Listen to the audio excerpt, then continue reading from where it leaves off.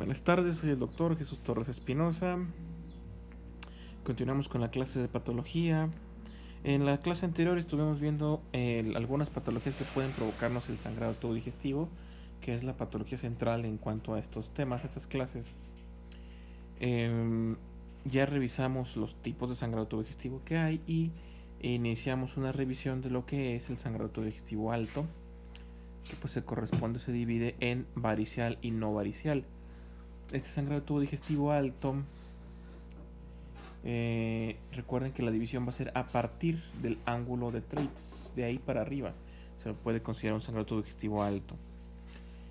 Podría haber un sangrado entre el ángulo de Treitz y la válvula ileocecal, aunque es poco frecuente, y podríamos relacionarlo con una ulceración secundaria a un mal de Crohn. Pero típicamente pues es más bien de tipo alto, de arriba del ángulo de Treitz, y de tipo bajo después de la válvula ileocecal. Bueno, pues primeramente lo que vamos a hacer es un breve recordatorio de lo que es el intestino grueso. El intestino grueso es la porción terminal del tubo digestivo. Tiene una longitud aproximada de 1.5 metros, siendo la porción descendente la más larga, la más prolongada. Lo que sacamos de esta imagen son principalmente de dónde vienen todas las ramas que irrigan al intestino. Todas son de la aorta y se dividen en dos ramas principales de la aorta, que son la mesentérica superior y la mesentérica inferior. Aunque pues para el intestino delgado, para el yeyuno y el ilion, vienen todos los vasos prácticamente de esta arteria mesentérica superior. ¿Sí? De ahí vienen los vasos yeyunales y los vasos ileales. Luego de estos vasos ileales nace la arteria ileocólica, que nos va a irrigar al colon ascendente y al ciego. De esta ileocólica salen algunas ramas, como son la arteria cecal anterior y posterior. Y también de esta misma arteria ileocólica nace lo que sería la arteria apendicular, la que va a irrigar al apéndice. ¿Sí? Entonces también de esta arteria ileocólica va a nacer de la arteria cólica derecha. Existe una cólica izquierda también, y hay una arteria cólica media que se va a encargar de irrigar al colon transverso. ¿Sí? Por el otro lado, el colon sigmoides y el recto van a irrigarse a partir de la mesentérica inferior. Esta mesentérica inferior nos va a dar la arteria cólica izquierda, ya no la derecha. ¿Sí? Y esta a su vez se va a dividir en dos ramas. Una que es la arteria descendente o la rama descendente de la cólica izquierda, y la rama ascendente. Y estas dos nos van a dar a su vez la irrigación del colon transverso, al menos de la parte del ángulo esplenocólico, el colon descendente. Y después, posteriormente, tenemos la arteria rectal superior, que va a ser una rama también de la mesentérica inferior. Y de esta última obtenemos las ramas que serían las ramas del sigmoides, que van a irrigar al colon sigmoides. Sí. En cuanto a la circulación, pues esta circulación viene a partir, tenemos que ver lo que correspondería a la circulación venosa de la porción terminal, que es el recto, que va a ser a partir del plexo hemorroidal formado por las venas hemorroidales, que se dividen en tres: superior, media e inferior, y recolectan toda la sangre de esta área. Nos presentamos particular atención a esta irrigación porque es el resultado, es lo que va a provocar el sangrado hemorroidal en algunos pacientes, y se considera un sangrado tubo digestivo. Es un poco menos común, aunque tiene también un mismo grado de mortalidad que el sangrado tubo digestivo alto, formando hasta un 20 a un 30% de las consultas por sangrado tubo digestivo. El resto va a ser de tubo digestivo alto. Tiene una incidencia de 20 a 27 pacientes entre 100.000, aunque esta puede ser aún más incrementada por algunos casos que hayan pasado desapercibidos, alcanzando una mortalidad en los casos más graves de un 10 hasta un 20% de los casos. La etiología, ¿qué puede provocarnos un sangrado tubo digestivo bajo? Tenemos varias causas, unas anatómicas, vasculares, de neoplasias y las inflamatorias. También tenemos una causa adicional extra, que es la insuspección intestinal, en la cual una parte del intestino se colapsa dentro de otro, como si fuera una especie de telescopio.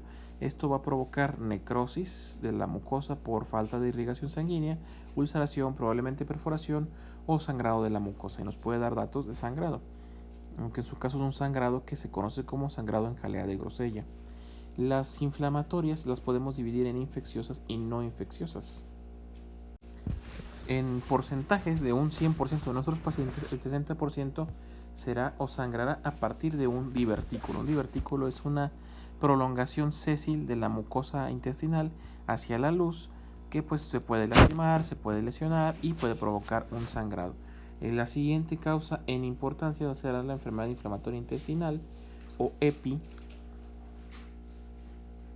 ¿sí? En la cual pues, se inflama el intestino y puede haber ulceraciones o sangrados en la porción terminal de este.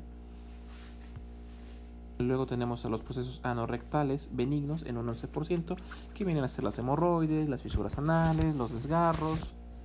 Luego tenemos neoplasias o cánceres, que al igual que en el sangrado tubo digestivo alto, pues los cánceres siguen siendo capaces de sangrar bastante, como en el cáncer de colon, por ejemplo. Ya disminuyendo de incidencia tenemos a las coagulopatías, como en el caso de la hemofilia, en la cual pues, nuestro paciente tiene o la enfermedad de von Willebrand, donde hay defectos en los factores de coagulación. Malformaciones arteriovenosas en un 3%, siendo la menos frecuente. Los factores de riesgo, pues vaya, primero la carga genética, que correspondería a las patologías que tienen alteraciones ya genéticas de los factores de la coagulación. Otro, transgresiones alimenticias, como en el caso de la EPI o del Crohn, que pues los irritantes de ciertas categorías nos pueden provocar los sangrados, ¿sí? El estreñimiento crónico va a provocar eventos en la región anal, provocando pues sangrados caracterizados porque hay una sangre roja rutilante. Y el tabaquismo, al igual que en el estómago, pues va a dificultar la cicatrización de ciertas lesiones, puede provocar isquemia de las mucosas y sangrado posteriormente. El sangrado lo podemos encontrar de tres tipos. Un sangrado masivo, que pues en su caso tendríamos que atender un caso de un paciente con un probable shock hipovolémico, como el que ya analizamos con el sangrado digestivo alto. Puede ser un sangrado moderado en el caso de una hemorragia, por ejemplo, por un hemorroide o por una desgarro o fisura anal. Y el oculto, en el cual pues no se aprecia ni siquiera melena o datos de sangrado, pero el paciente se puede presentar con un síndrome anémico, igual que el que ya analizamos en el sangrado digestivo alto. En el caso de la enfermedad polipósica, de los pólipos que quedamos, que ya habíamos dicho, estos van a formarse porque existe laxitud de las paredes del intestino. De ahí que la carga genética sea muy importante. También esta carga genética influye en la causa de las malformaciones arteriovenosas y la inflamación crónica. Los pacientes con CUSI o Crohn casi siempre son una enfermedad que está muy relacionada a la carga genética de los progenitores. Esta inflamación crónica se puede permitir o va a permitir, se forma de tres cosas. Invasión bacteriana directa, o sea, un paciente con algún tipo de infección que está provocando lesión en la mucosa y esto va a provocar el sangrado. Toxinas de algún tipo producidas por algún alimento que no puede ser digerido o un patrón autoinmune, como en el caso de la enfermedad de Crohn. Los crecimientos patológicos del tejido, esos son los que abarcan los procesos neoplásicos, y también puede haber procesos variciales, como por ejemplo las hemorroides. Las hemorroides pues va a ser una especie de varice formada a partir de las venas hemorroidales. Entonces lo que nos vamos a fijar va a ser principalmente en la coloración del sangrado. ¿Sí? ¿De qué color va a estar el sangrado? Si recuerden que en el tubo alto pues es un sangrado rojo, pero puede salir en vómito. En el caso del intestino grueso, pues puede ser melénico, o sea, como de que ya hay un sangrado que está pasando por la acción del jugo gástrico del estómago. En el caso del sangrado digestivo bajo, nos vamos a encontrar un sangrado rojo vivo en las evacuaciones. Puede ser mucho, puede ser poco. Pero esto va a ser solo en las evacuaciones, no va a haber presencia de vómito y muchas veces no va acompañado de dolor. También tendremos que poner atención en la duración de los síntomas que tenga nuestro paciente. Entre más anciano sea nuestro paciente, más pensaremos en una enfermedad neoplásica y si va acompañado o no de dolor. Más aparte, qué otras situaciones tiene agregado nuestro paciente nos hará sospechar el origen del sangrado que está presentando en ese momento. En cuanto al cuadro clínico, pues va a depender de la causa subyacente. Si pensamos en fiebre, diarrea con sangre, pues puede ser infeccioso. Si tiene debilidad, pérdida de peso, podría ser de tipo oncológico. Si hay prurito pues serían la región anal e interglútea, pues podríamos estar frente a una fisura o algo, incluso hasta un absceso piloneal podría ser. Mareo, pérdida del conocimiento, puede tener ya un paciente un síndrome anémico secundario, un sangrado oculto ya de largo tiempo de evolución, y alteraciones en el patrón de las evacuaciones nos podría orientar a que estamos frente a un paciente con estreñimiento crónico y que pues esa es la razón por la que está teniendo lesiones que provocan sangrado. En cuanto a la exploración física, es lo mismo que vimos en el anterior. Hay que ver si nuestro paciente está o no en shock hipovolémico, y si está, pues actuar en consecuencia. En el caso de que tenga melena, hematoquesia o rectorragia, recuerden que la melena es dato de sangrado digestivo alto, ¿sí? Y la rectorragia es un sangrado rojo brillante que nos da a entender que puede ser una lesión de una fisura o una hemorroide. Y la hematoquesia es sangre roja también, pero no así fresca, sino coagulada, con un color ya avinado, que nos daría a entender que el sangrado viene de más dentro, en el trayecto del intestino. Signos de compromiso hemodinámico, como en el paciente anterior del sangrado digestivo alto, y saber si el paciente tiene antecedentes o no de padecer algún tipo de enfermedad neoplásica, algún tipo de cáncer, particularmente el cáncer de colon. ¿Qué laboratorios le vamos a pedir? Los mismos que le pedimos al paciente con sangrado digestivo alto: una biometría acompañada de un hematocrito y el tipo IRH en caso de que necesitemos transfundir paquetes de sangre. El TP y el TPT nos van a ver si hay algún trastorno de la coagulación que esté provocando el cuadro. En este caso, como en todo, pues la endoscopía, en este caso será la rectosigmoidoscopía, que nos permita explorar el intestino para ver si hay poliposis, si hay ulceraciones, y poder buscar más o menos la causa del sangrado. Los demás, pues también se puede hacer radiografías, como un colon por enema, que nos permitirá ver defectos de llenado en la radiografía y nos hará sospechar de que haya alguna lesión que esté provocando el sangrado. La endoscopía tendremos contraindicaciones, veces en las que no podremos hacerla. En su caso, pues en un paciente en estado de choque, no se hace. Bueno, las indicaciones siempre se dividen en dos: absolutas y relativas. Las absolutas quiere decir que de ninguna manera vamos a realizar el estudio, operación o tratamiento, y las relativas que pues podríamos hacerlo, pero tendremos cierto riesgo o un riesgo elevado de complicación.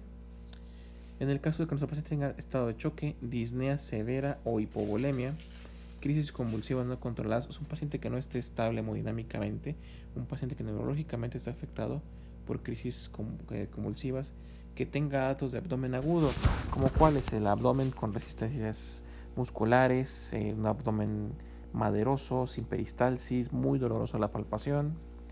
Entonces puede haber un abdomen agudo, secundario a una perforación abdominal, ¿sí? Que se haya perforado el intestino y el material del intestino está saliendo a la cavidad peritoneal y provocando inflamación generalizada. Que el paciente pues obviamente no quiera hacerse el estudio, que no tengamos sedación, porque es un estudio que tiene que hacerse con el paciente bajo sedación, y si el riesgo del procedimiento excede el beneficio.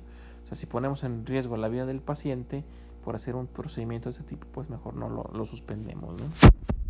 Y las relativas, que el paciente tenga un aneurisma de aorta torácica. ¿Por qué? Porque puede ser peligroso, se puede reventar el aneurisma y provocar un sangrado masivo. Un divertículo de Zenker, que tenga las plaquetas por debajo de 30.000 o el INR por encima de 3, o sea, hay un problema de coagulación, porque podremos provocar un sangrado y no poderlo controlar. Cirugía digestiva reciente, que tenga 15 días de haber sido operado. Un embarazo de alto riesgo para no estimular las contracciones, o un infarto agudo al miocardio que esté cursando en su primera semana. Estas son indicaciones relativas, o sea, son situaciones en las cuales podemos tratar de hacer el estudio, pero a un alto riesgo. Ahora, pues como mencioné, las patologías del Crohn, el CUSI y el cáncer de colon son patologías que vale la pena que revisemos aparte. Sí, en el caso del sangrado digestivo alto, ya revisamos las úlceras, ya revisamos la dispepsia, ya revisamos los cánceres esofágicos y cáncer de estómago, la esofagitis. Entonces pues era conveniente revisar el sangrado. En este caso vamos a revisar ahora por separado las patologías que nos pueden provocar este sangrado digestivo bajo, en particular el cáncer de intestino grueso, el CUSI y el Crohn. Las afecciones ya de la región anal pues son bastante banales y no nos da mucho material de qué hablar. Sí, son meramente mecánicas, algunas quirúrgicas, pero pues por lo pronto lo vamos a dejar hasta el final por si queda algún tiempo. Podríamos revisar un poco de esas afecciones. Sí, entonces vamos a enfocarnos en las siguientes clases ahora en el cáncer de colon y su relación con la diverticulosis y lo que sería el Crohn y el CUSI.